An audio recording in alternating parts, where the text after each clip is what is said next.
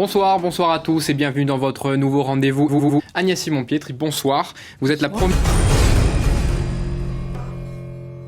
Vous êtes d'ailleurs la seule femme à la tête d'une liste. La vôtre est écolo-gauche. La liste est composée de plusieurs listes. On aura l'occasion d'en parler dans un instant. Jenny, bonsoir à vous.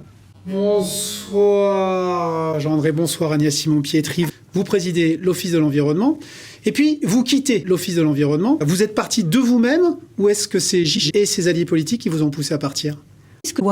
Je suis partie de moi-même et en pensant que probablement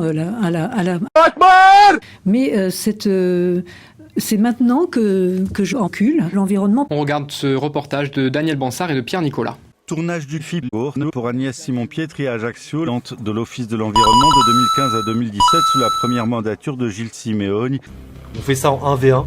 Viens parler de cinéma avec moi. Elle a donc oublié sa retraite politique pour lancer une liste qui associe des partis écologistes, Europe Écologie Les Verts, Génération Écologie Les Verts, et des mouvements de gauche, Génération Écologie Les Verts, une nouvelle donne, écologistes, les Générations Verts, seule femme tête de liste au territorial corps, et ses partenaires d'hier, en tout cas au premier tour. Historiquement, le compagnonnage entre nationalisme et écologie en Corse, il est évident.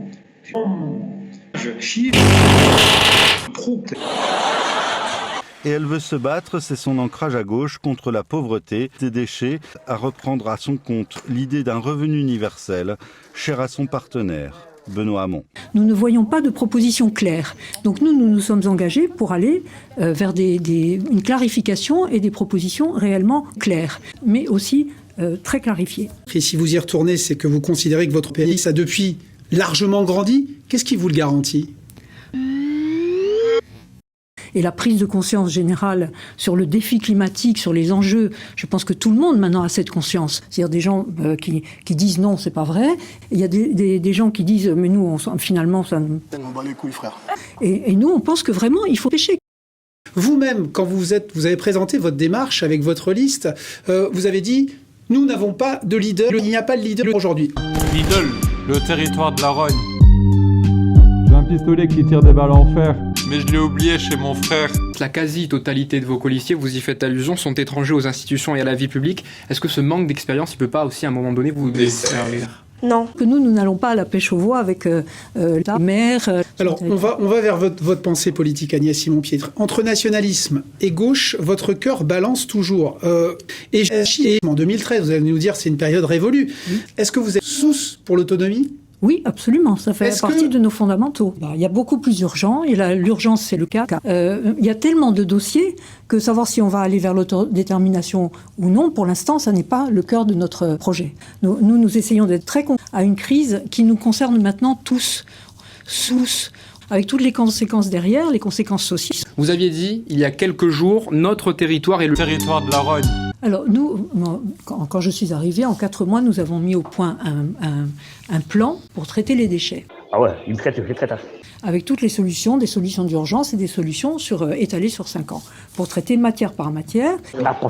Et avec un plan pour les intercommunalités. La loi sur les déchets. Vraiment pour une gestion publique des déchets. Absolument publique, y compris les transports. Et 80% de nos déchets sont recyclables, réutilisables, valorisables, autrement que en les brûlant. Je mets l'essence, je te crame, on n'en parle plus, nique ta mère. Mais dans la police, je te crame. Même la police, je leur dis, bougez pas, il est en train de cramer, laissez-le cramer, t'es mort.